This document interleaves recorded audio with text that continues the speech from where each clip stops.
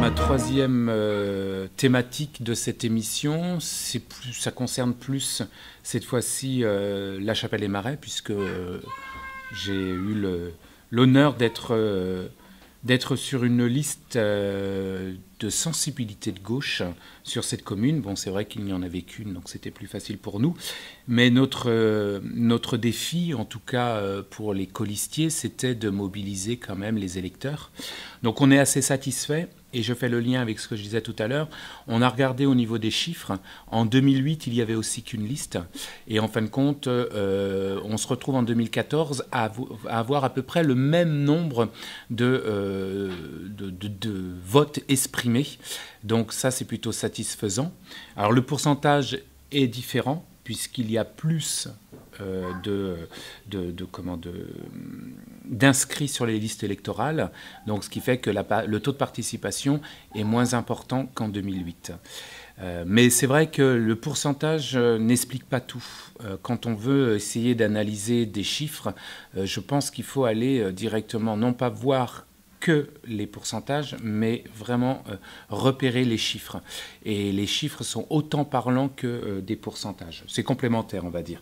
Donc c'est vrai que sur la Chapelle-des-Marais, pour en revenir, donc on a obtenu un nombre un taux de participation plus faible, mais un nombre d'électeurs équivalent par rapport à 2008. Et on a même eu 100 voix supplémentaires par rapport à 2008 concernant notre propre liste. Donc on peut dire que c'est un succès.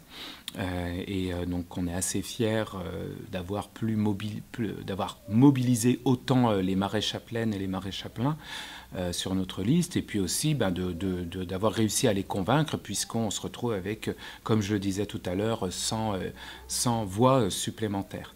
Donc maintenant, il n'y a plus qu'à, comme on dit. Donc on va démarrer un mandat, une mandature à partir de vendredi, puisque vendredi, ce qu'il faut savoir aussi, c'est que quand on se déplace pour élire lors des élections municipales, c'est un conseil municipal qu'on vote, et ensuite c'est le conseil municipal qui se réunit pour élire le maire. Donc vendredi, nous sur la Chapelle-des-Marais, ça sera l'occasion d'élire le maire, donc qui était le tête de liste, Franck Hervy, et puis lui-même ensuite désignera sa gouvernance, c'est-à-dire eh bien, les différents adjoints, les différents délégués présents au niveau des différentes instances, à la fois de la commune et hors commune, puisqu'il y a la Carène, puisqu'il y a le parc de Brière, etc.